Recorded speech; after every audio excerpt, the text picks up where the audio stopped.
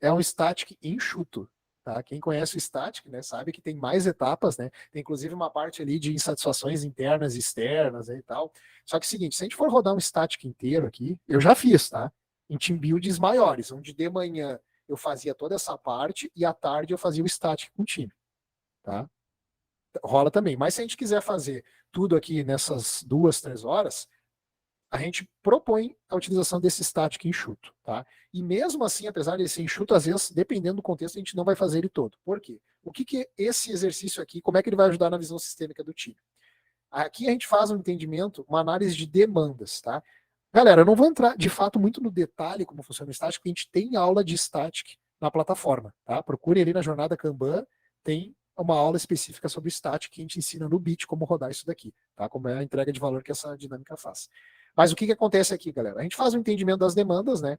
Como, quais são os tipos de demanda que o time trabalha, da onde vêm essas demandas, né? Quem vai receber, qual é a taxa de entrada dessas demandas, natureza da demanda e a de expectativa, tá? Se existe algum acordo de expectativa da entrega de cada um dos tipos de demanda. E aqui do ladinho, classe de serviços. Quem é que me explica aí o que seriam classes de serviços nesse contexto? Quem está afiado aí no Kanban. As segmentações que o time trabalha, demandas urgentes. Isso. Expedite, Isso, expedite, demandas standard, Data intangible, fixa. data fixa, né? São classificações, categorias dos tipos de demanda, tá? Para a gente entender a urgência que a gente vai executar elas no nosso fluxo. E por fim, desenho do fluxo de trabalho. Um time que não trabalhou junto ainda, não vai fazer sentido nenhum para eles fazer uma análise de demanda e definir classe de serviço.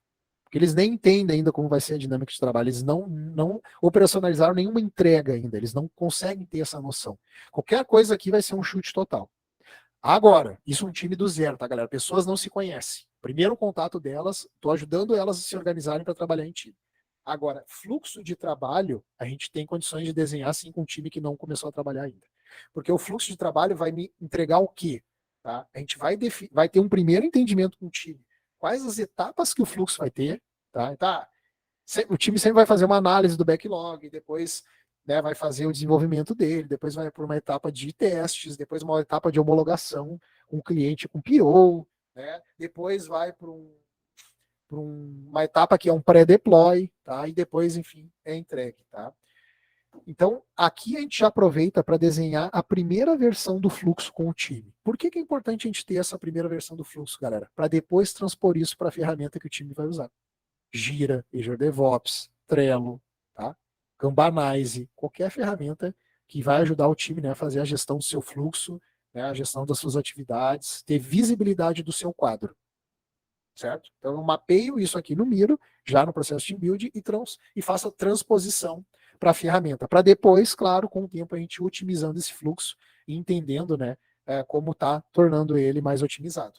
Mas se já é um time que vem rodando há um tempo e eu estou fazendo um team building para ajudar eles a se organizarem, porque é um time que está bem desincronizado, né, e tararau, eu já tenho condições de entender com o time uma análise de demandas, eles já vão poder me dizer, não, quando entra um bug para nós é crítico, né? Ou quando entra um pedido da área de, sei lá, da área judiciária, a gente sempre passa na frente de tudo. Aqui você já começa a montar as classes de serviço dele, tá? E eles já vão ter, quer queira ou que não, por mais que não seja compreendido por todos do time, eles já vão conseguir ter na cabecinha deles uma versão de fluxo, tá? Inclusive, listar quais são os principais problemas de cada etapa do fluxo que eles enxergam e quem são os principais responsáveis. Isso daqui são coisas que também nos dão alguns insumos que ajudam a entender como funciona o fluxo do time.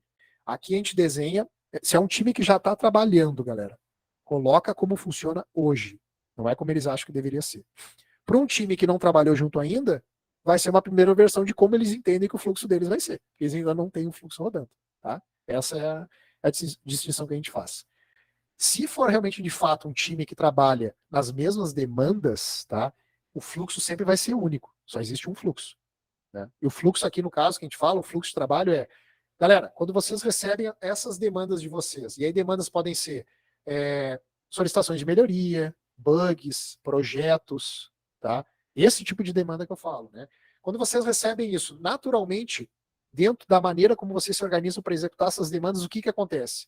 Aí o time vai dizer, geralmente a gente faz uma análise da demanda, depois a gente faz, né, uma segunda etapa é uma distribuição dessa demanda para alguém do time, aí a gente executa a demanda de fato, aí sempre tem uma etapa de teste, né, dessa demanda, aí depois a gente deixa numa etapa de pré-deploy ali, sei lá, para ser aprovado, e aí depois é feito o deploy e a gente entrega. Tá? O fluxo de trabalho do time é único. Aqui o fluxo não vai ser relacionado ao produto, vai ser relacionado a como eles operacionalizam esse produto. É um pouco diferente. Tá? Eu posso ter, por exemplo, aqui, ó, aqui são as etapas do fluxo e as demandas que vão estar rolando nessas etapas vão ser demandas de produtos diferentes, por exemplo. Tá? Mas o fluxo não é de produto, aqui é o fluxo de trabalho do time mesmo. E aí, galera, rodando isso daqui com o time, certo? A gente entende qual é a primeira versão do fluxo do time, ou se é um time que já vem trabalhando junto, ou né, o que um time que não trabalhou junto ainda, o que ele entende que vai ser o fluxo inicial dele de trabalho, certo? E aí, por fim, tendo esses insumos, a gente preenche, né, o quinto pilar do nosso team build, que é a visão sistêmica, tá?